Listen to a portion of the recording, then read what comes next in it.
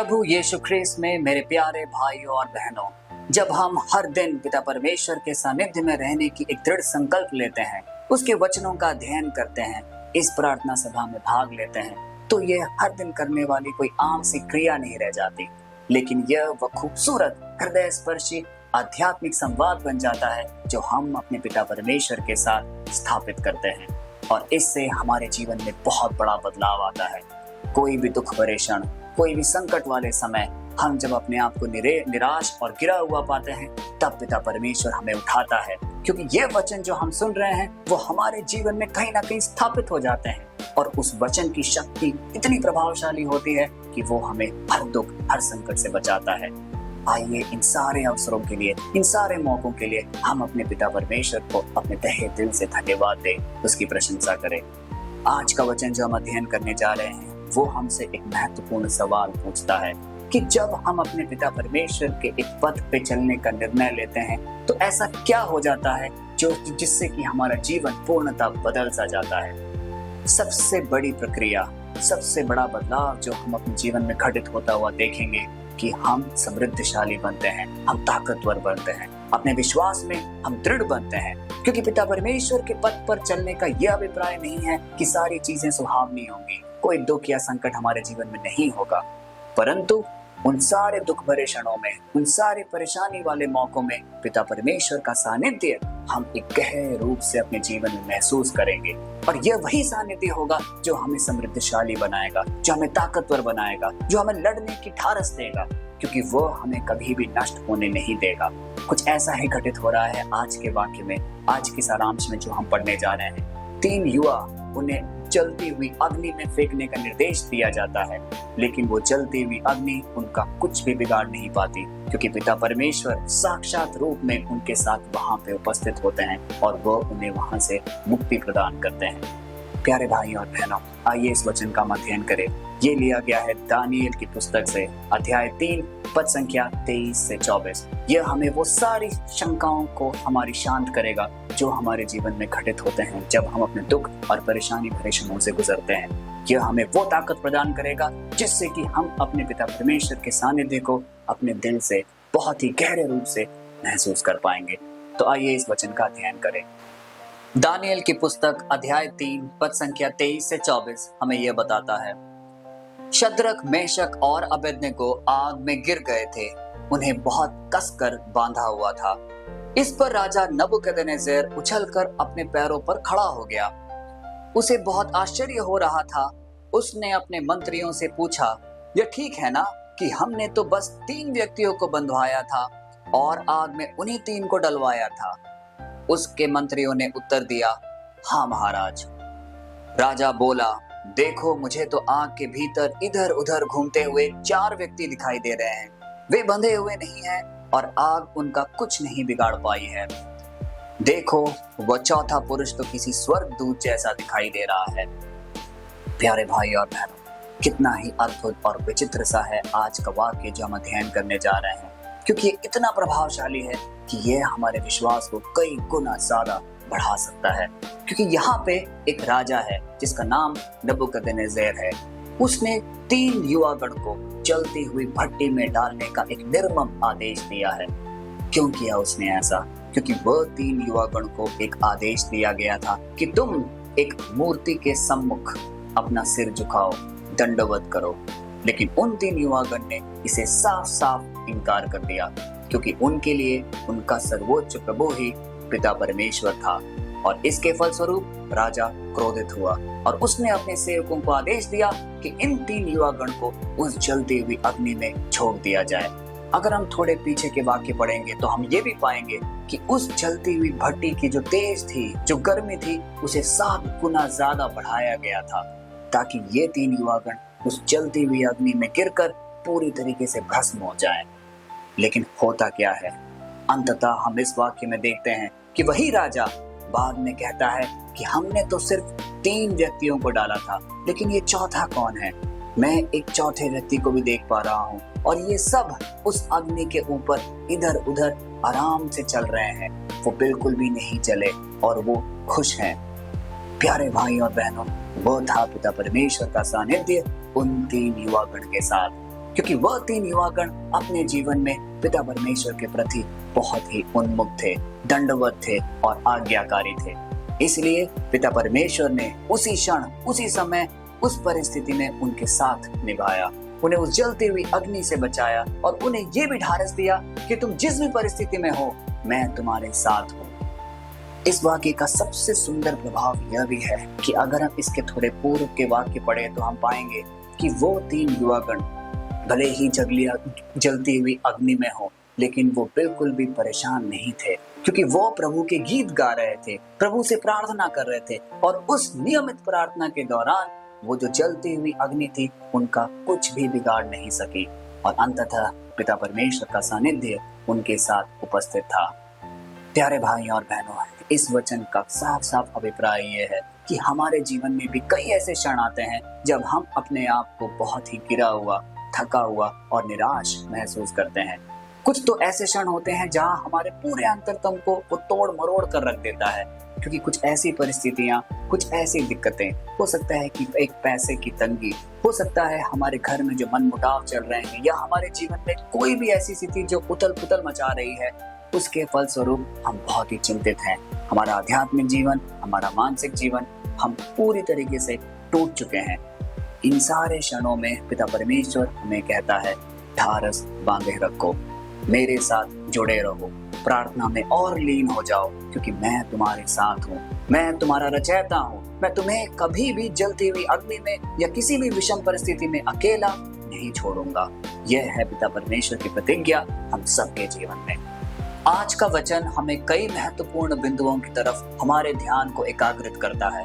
पहला महत्वपूर्ण भाग, हमें अपने विश्वास को अटल और सजग रखना है, उसे सुदृढ़ बनाए रखना है। जिस तरीके से एक पत्थर की दीवार मजबूती का एक स्तंभ होता है, उसी तरीके से हमारा विश्वास भी पिता परमेश्वर के सम्मुख अटल रहना चाहिए।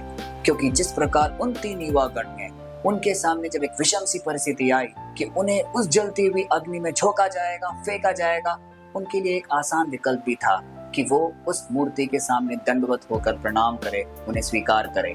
लेकिन उन्होंने ऐसा नहीं किया, उन्होंने सरासर उससे इनकार किया, क्योंकि उनके जीवन में जो अग्नि जल रही थी वो उस भट्टी की तेज या अग्नि से कई गुना ज्यादा थी, क्योंकि वो ईश्वर के साथ एक नियमित रूप से जुड़े हुए थे। उनका विश्वास इतना सजग था, इतना सुदृढ़ था कि वो अपने पिता परमेश्वर के अलावा किसी के भी सामने दंडवत होने के लिए उनका मन तैयार नहीं था।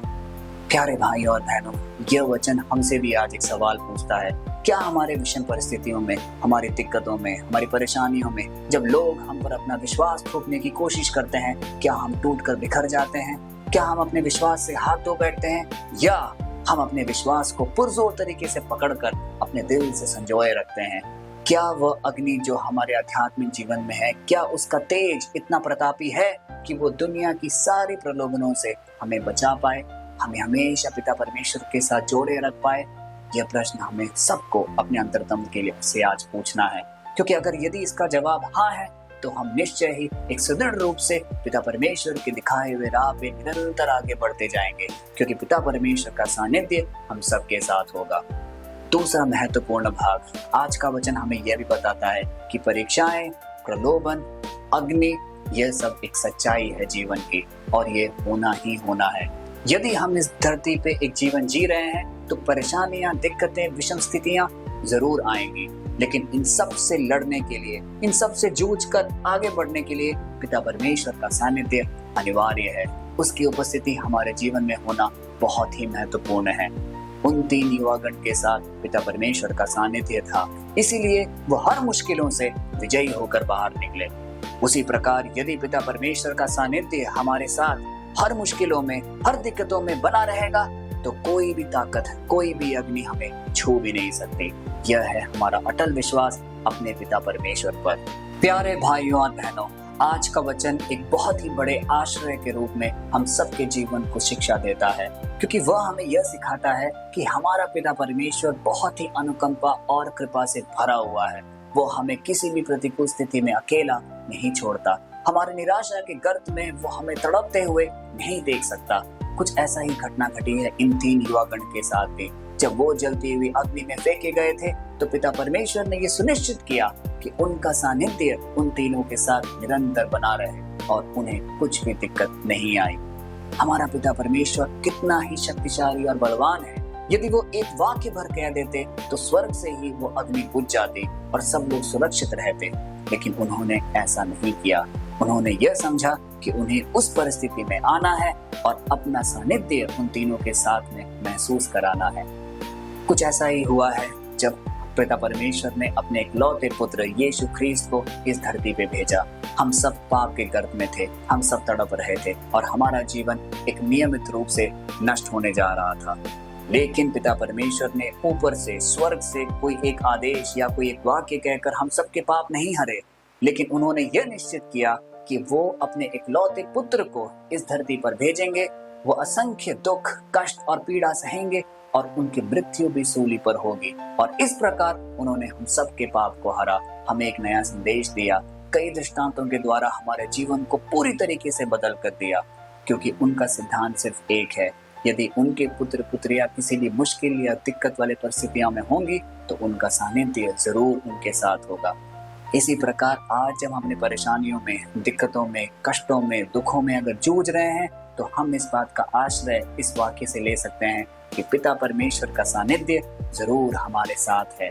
हम जो एक नियमित रूप से प्रार्थना करते हैं, चाहे वो इस प्रार्थना सभा में हो, चाहे वो हमारे घर की प्रार्थनाएं हो या कोई भी ऐसी क्रिया जिससे हम अपने पिता परमेश्वर को अपने सम्मुख उपस्थित पाते हैं, उन सारे क्षणों में पिता परमेश्वर का सानिध्य हम सबके जीवन में घर कर जाता है और उसकी कृपा हमारे जीवन में प्रचुर मात्रा में बहती रहती है। यह है उसकी प्रतिज्ञा हम सबके जीवन में। अंततः एक और महत्वपूर्ण शिक्षा जो आज का वाक्य देता है कि हमारा जीवन, हमारी आज की परिस्थिति एक बहुत बड़े साक्ष्य के रूप में इस्तेमाल की जा सकती है, जो कि हमारा पिता परमेश्वर करेगा, जिससे कि हमारे आसपास के लोग, हमारे पड़ोसी, सबका जीवन परिवर्तित हो जाए और वो पिता परमेश्वर के और पास और करीब आ पाए। आज के वचन को अध्ययन करिए किस प्रकार राजा नबूकदनेस्सर पहले बहुत ही कठोर और सख्त था, क्योंकि उसकी एक निर्मम आदेश उन 3 युवागण को जलती हुई अग्नि में डालने का कितना ही कठोर था, क्योंकि वो चाहते थे कि वो 3 युवागण जलकर भस्म हो जाए। लेकिन जब उन्होंने पिता परमेश्वर का सानिध्य अपने आंखों से देखा और हृदय से महसूस किया तो उनका जीवन भी रूपांतरित हो गया। क्योंकि आगे के वचनों में लिखा गया है कि वो कहते हैं, धन्य है जो वो 3 युवागण के परमेश्वर हैं, धन्य है जो इन 3 युवागण के परमेश्वर हैं।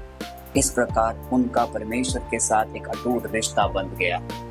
इसी प्रकार प्यारे भाइयों और बहनों, हमारी जीवन शैली में जब हम पिता परमेश्वर के सम्मुख आते हैं, एक दंडवत रूप में, एक कृतज्ञ रूप में, तो हम उनके चेले बनते हैं। हम उनकी सारी बातों को अपने हृदय से संजो कर रखते हैं, हम उनका आदर करते हैं और हमारे आदर देखकर, हमारी भक्ति देखकर, हमारी प्रार्थना देखकर हमारे आसपास के लोग, हमारे पड़ोसी, इवन हमारे जो परिवारजन हैं, उनका जीवन भी रूपांतरित हो जाता है और हम उनके लिए एक साक्ष्य बन जाते हैं, पिता परमेश्वर के असीम साक्ष्य, जो कि उनके पुत्र पुत्रियां कहलाते हैं। यह है पिता परमेश्वर का प्रेम और आनंद हम सबके जीवन में। तो आइए इस वचन का जब हम अध्ययन कर रहे हैं और इस छोटे से प्रार्थना की ओर आगे बढ़ रहे हैं, तो हम अपने सारे मतलब, सारी मन की वेदनाएं, सारी मनोकामनाएं और प्रतिष्ठाएं जो बहुत समय से अछूती रही है, जिनका निवारण नहीं हुआ है, जो कि अभी भी प्रार्थनाएं सुनी नहीं गई हैं, पिता परमेश्वर के सम्मुख रखें और उनसे प्रार्थना करें कि हे पिता, हमारी प्रार्थना सुन। हे परम पिता, पिता ईश्वर, हम आपको आज धन्यवाद देते हैं इस सुंदर वचन के लिए, क्योंकि इस वचन ने हमें सुदृढ़ बनाया है, हमें एक नई शांति दी है और एक नई आशा भी दी है कि जब भी हम आपके सानिध्य में रहेंगे, आपकी उपस्थिति को एहसास करेंगे, तो हमारा जीवन भी पूर्णतः बदल सा जाएगा। उन 3 युवागण को आपने आशीष दिया, आपने उनके साथ हमेशा अपनी कृपा बनाए रखी, इसीलिए उनको जलती हुई अग्नि में भी कोई दिक्कत नहीं हुई। वो निरंतर ही आपकी प्रशंसा करते रहे, आपकी आराधना करते रहे। उसी प्रकार मेरे प्यारे ईश्वर, जब हम किसी भी परिस्थिति में अपने आप को टूटा हुआ महसूस करते हैं, जब हम अपने निराशा के गर्त में होते हैं, तो हमें भी इतनी शक्ति दे कि हम निरंतर अपने मुख से आपकी प्रशंसा और आपकी कीर्ति करते रहे, गाते रहे, जिससे कि हमारा दिल हमेशा आपसे एक जुड़ाव महसूस करे। हे प्यारे पिता, हम प्रार्थना करते हैं अपने परिवारजन के लिए, जो भी दिक्कतें, परेशानियां, बीमारियां उनके जीवन में व्याप्त हैं, उन सबको हम आपके नाम से समर्पित करते हैं, जिससे कि उनके जीवन में शांति आए और समृद्धि आए। इस प्रार्थना सभा में उपस्थित हर उस व्यक्ति के लिए प्रार्थना करते हैं। जो भी मनोकामनाएं हैं, प्रार्थनाएं हैं जो काफी समय से पूरी नहीं हुई हैं, उनकी सुधि ले और उसे एक नियमित रूप से पूरा करें। यह प्रार्थना हम करते हैं अपने सर्वशक्तिमान पिता परमेश्वर के नाम पर। आमीन। प्यारे भाइयों और बहनों, आज का वचन हमें एक सुंदर संदेश देता है कि हमें किसी भी परिस्थिति में हार नहीं मानना है। ऐसी कोई भी दिक्कत, कोई भी खतरनाक स्थिति पैदा नहीं हो सकती जो ईश्वर के नियंत्रण में नहीं है। आज हम अपने आप को गिरा हुआ महसूस कर सकते हैं, थका हुआ महसूस कर सकते हैं, हारा हुआ महसूस कर सकते हैं, लेकिन पिता परमेश्वर आज हमें कहता है कि मैं तुम्हारे साथ हमेशा उपस्थित हूँ। तुम हिम्मत मत हारो, तुम उठो और अपने राह पर चल पड़ो, क्योंकि मैं तुम्हें दिखाऊंगा कि कौन सा राह तुम्हारे लिए सफलता की ओर जाएगा, क्योंकि मेरा सानिध्य उस पूरे दौरान तुम्हारे साथ होगा। आइए इस आशय को कई लोगों तक बांटे, क्योंकि यह एक वचन एक आशीर्वाद वचन है। यह एक वचन शक्तिशाली और प्रभावशाली वचन है। जिन जिन के जीवन में यह वचन घर कर जाएगा, उन सबका जीवन परिवर्तित हो जाएगा। हमें एक प्रेरणादायी कार्य का भाग बनना है, इस वचन को कई लोगों तक पहुंचाना है। कल फिर मिलते हैं, तब तक के लिए पिता परमेश्वर की असीम दया, कृपा और अनुकंपा में आप सबको चढ़ाते हैं। पिता परमेश्वर के नाम पर आमीन।